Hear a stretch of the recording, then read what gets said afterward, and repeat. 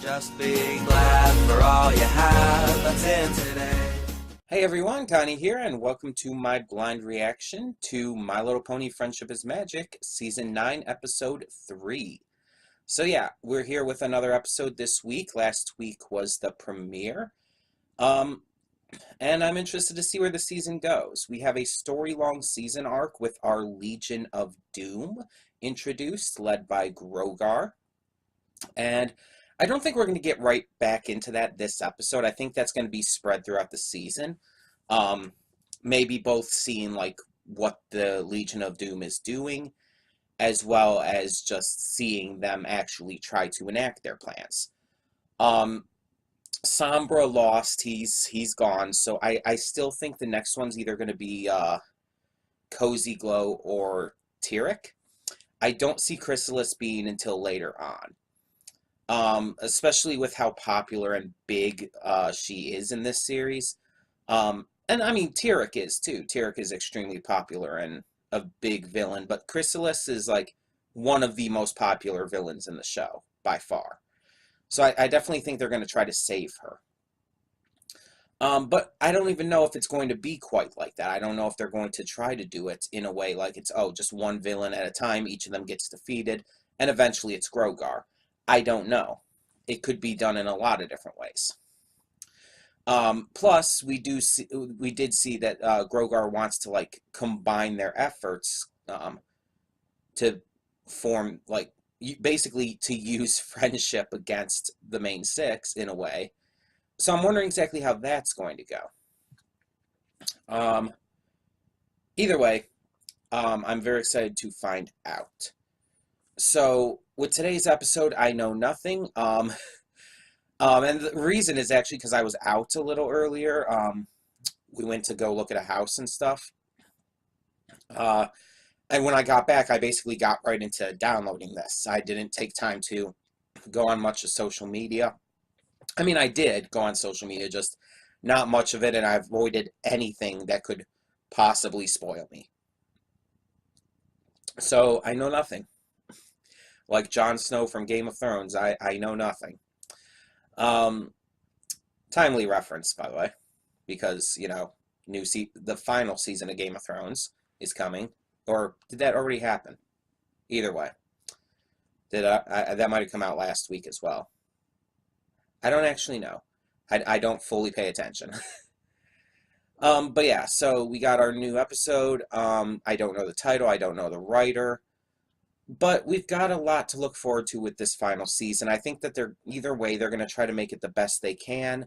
They're going to probably bring back some characters who either have yet to come back or it's been a while. They're going to probably have some good guest voice actors. Probably going to do quite a bit. They're going to try to go out with a bang, in a way. And I'm excited to see exactly what they have in store. So let's get on with it. When the screen fades to black, pause this redirect and go to the description below. Follow the link to the reaction, and after you watch it, come back here to the redirect and resume play. Because after it fades to black and then fades back in, everything from that point forward will be my afterthoughts and will contain spoilers to the episode. So that being said, thank you so much for tuning in, and I will see you at the reaction. Okay, and we are back, and we will begin with spoilers in 3, 2, 1, now. Okay, so during the reaction, I mentioned that this reminded me of something, and I want to get that out of the way before anything. At the beginning of Season 5, in fact, Season 5's third episode after the premiere, we had an episode called Castle Sweet Castle. After the Season 4 finale, in which Twilight's library was destroyed by Tyrek, and they got the new castle due to the Tree of Harmony, in the third episode, Twilight was feeling homesick. She felt like she wasn't fitting in with this new castle, and it was up to her friends to help her find it as a new home. And the way they did so was by taking the roots of the library, the Golden Oak Library, and using it as this beautiful chandelier and kind of monument to their friendship and all the memories that they had there. And it was the real turning point for Twilight feeling at home in the castle. This episode was very reminiscent of that, and I'm wanting to believe that was on purpose. Because in the premiere here, we lost the Tree of Harmony. And in this one, we have our new younger group, our next generation, if you will, the Student Six, coming together and using the remnants of the tree to create a monument to what it truly means. A monument to the friendship and the memories that it involved, that the Tree of Harmony involved with this group of six. And in the end, it gave them a new, like, place, a new clubhouse to call their own. And it's very reminiscent. Obviously not done in the exact same order of things, because Twilight had her castle beforehand, and they got their clubhouse at the end, but still, it's still very reminiscent. And that's a very good thing, because Castle Sweet Castle was a really good emotional episode, because the destruction of the Golden Oaks Library was a big deal back when it happened. It shocked everyone, because the Golden Oaks Library had become a very lovable location in this world.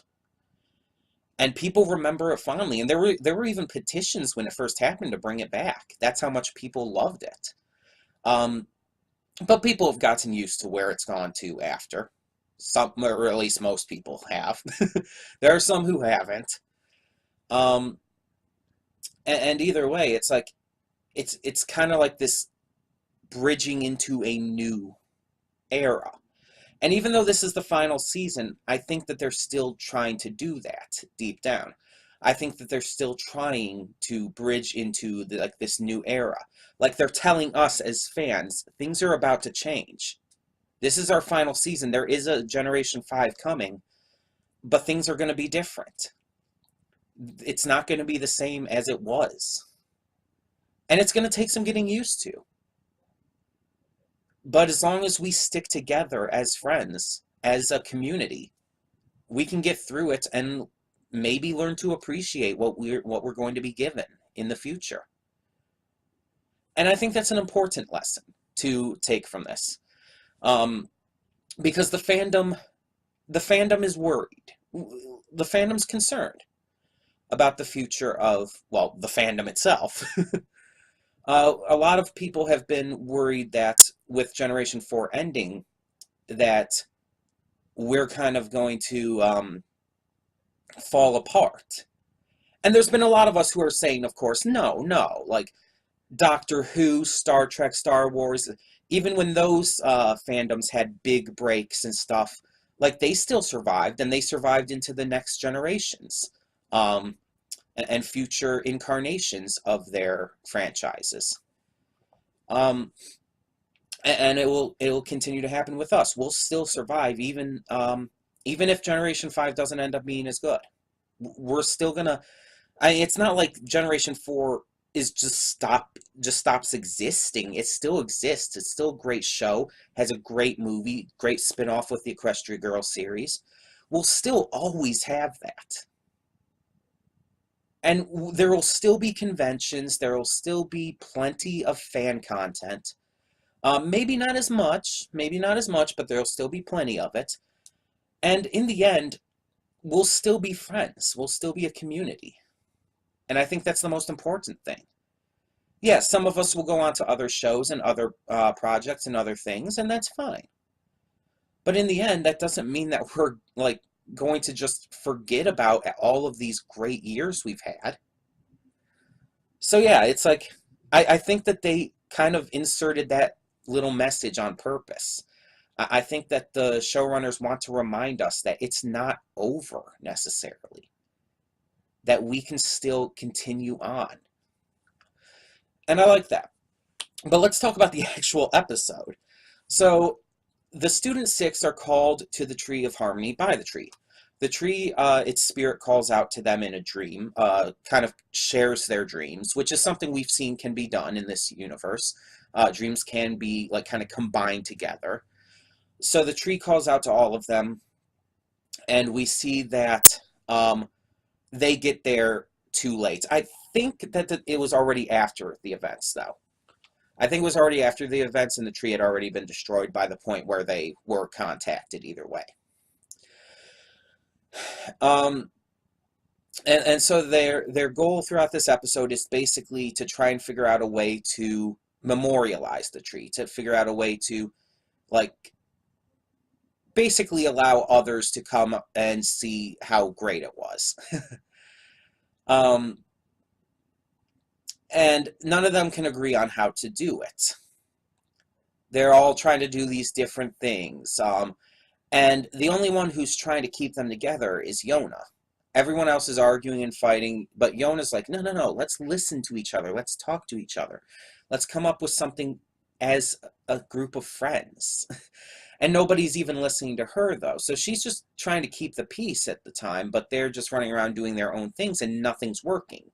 Everyone's unintentionally, to be fair, messing up each other's plans, and everything's just going completely awry. And so Yona has to rein them in, and she does. And that's when they decide to build a clubhouse and all. There's a couple moments in this that were just really fun as well. I really liked the little montage of all of them getting permission from their guardians to take their summer break and go back and do all of this.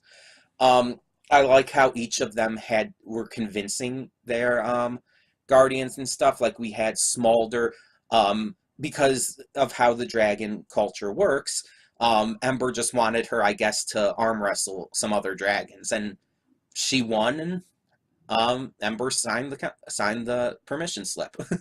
Yona, meanwhile, was doing all this stuff around the house for her mother, helping dust out some blankets or rugs or whatever those were, helping her mom just relax and stuff, and just being altogether just really nice. Which is fun, because it's like there wasn't any, like, big smashing thing, which is kind of what you'd expect. No, she's just helping around the house, basically. And then, of course, we have, like, Silverstream, who's, like, giving this big presentation, and I don't even think she needed to, because her family seems really accepting towards this kind of stuff. So, but I like that idea and everything as well. And Gallus just goes to Grandpa Gruff and basically just asks. It's like, can I do this? And Grandpa Gruff signs it and slaps it in his face, and then just slams the door. Because, it's Grandpa Gruff. It's like, just get out of my feathers.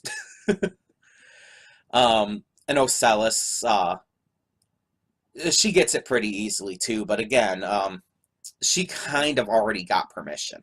So that one was really easy to handle. And, of course, as we know, Sandbar, he's local. He doesn't really need to ask because he's already in the area. So yeah, it all works out. That was just a really fun scene, getting to see how all of them did it. And the other one that I really enjoyed, just from a pure entertainment and enjoyment standpoint, was the song. It wasn't the most memorable song necessarily, but it was catchy, and it wasn't very enjoyable. It was a great montage, and it's fun to see the Student Six have their own song and have a notable one in the final season. Again, not the most memorable song. I'll be honest. It's not like This Day Aria or anything like that, or any of the Pinkie Pride songs. It's not that memorable, but it's not a bad song by any means. But yeah, and I like how, honestly, some people might disagree, but I like that they fought and argued and competed over how to do this, because it feels natural.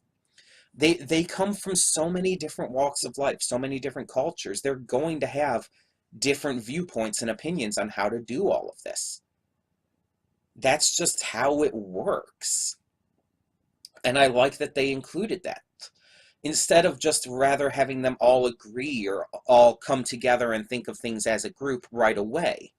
It feels more natural this way, especially for their characters. And yes, they're great friends. No one's going to argue that. But even great friends do have arguments and fights and debates on how to do stuff.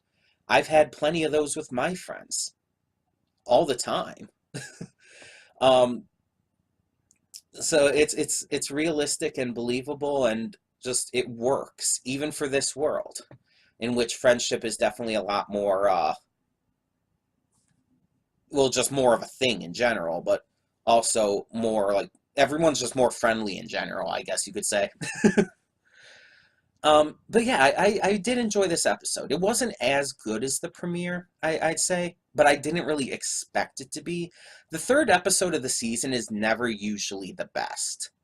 It's not usually like this big standout episode in any of the seasons we've had.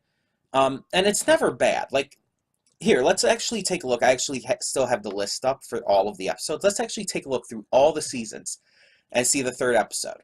So season one's third episode was Ticketmaster, which started the entire Grand Galloping Gala storyline for season one. And it was a good episode. It was, especially for the first season. But it, looking back on it, it's like it doesn't really stand out that much, and it's not going to be on anyone's top 10 for season one. But it was a good episode.